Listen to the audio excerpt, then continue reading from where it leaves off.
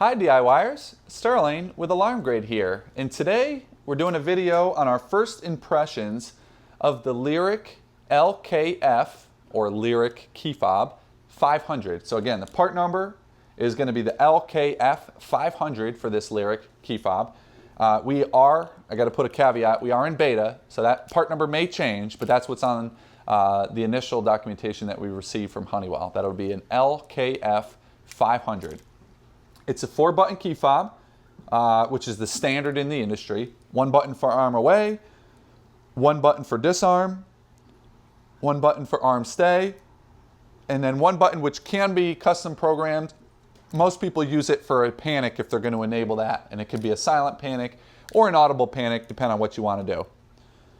On the back side, we see instead of the traditional serial number sticker with the A alpha number, A alpha digit followed by the 7-digit number, we actually have a 16-digit MAC address. And this device is an actual computer. It actually can be firmware updated, the sensor itself, or the key fob itself, which we think is very, very cool. So we're hoping that Honeywell, as they release new features and new capabilities of the system, depending on the version of the firmware of your sensor, instead of having to buy a new device, it could be as simple as having your provider send down a new firmware update to your fob. So we think that's pretty cool. When comparing it to the 5834 is where it loses some points. Obviously it's a little bit bigger, more of a rectangular shape. In fact, the whole 5834 footprint fits inside of the LYNX pretty easily. So they've got a little bit of a different case design and certainly a little more bigger and boxier. You can see the keychain ring is a lot bigger on this one, which is adding to the depth or the height of the device. But it's also pretty sturdy. I mean, you know, we've heard of people having this portion break on their 5834-4 and then they can't put on their keychain ring. This one seems to be a little sturdier and not going to disconnect as easily. Both of them have a screw on the back to open up to the inside if you had to replace the battery for some reason. Although they come with a fresh battery, they should last for a very long time. And then the other thing that we notice is the lights at the top here.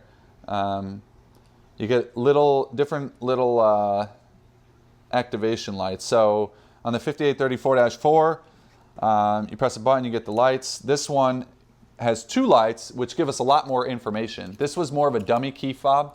When you press a button, it just sends the alarm. It sends the alert out, and any panel that's been programmed for that fob would accept the alert. When you press a button, if you're not near the panel to know that the activation went through, you'd have no idea it worked. On the LKF 500, it's bidirectional, 2-way communications to and from the panel. So that's our initial first impressions on the LKF 500. We think that they went a step backwards in the case design. However, we are hoping that as they develop the 6 series sensors, they're going to be able to come down and streamline these devices to be a little smaller. So we'll be anxious to see how that plays out. But we're really impressed by the ability to get feedback from the fob based on the system arming or disarming. And we really like these little status LEDs to show you what's happening. Also, it is bidirectional and encrypted, so there's no putting it into high security mode or taking it out. It's always high secure. It's always encrypted. So that's our introduction for our LKF 500. We hope that this will be a really popular key fob used when the LYNX is finally released. And if you have any questions on the LKF 500 pre-release or post-release, please email us, support@alarmgrade.com. We'd be happy to help. And also, make sure to subscribe to our channel as we release more videos about this great new Honeywell LYNX system. You'll be kept up to date with all of the new functions and features.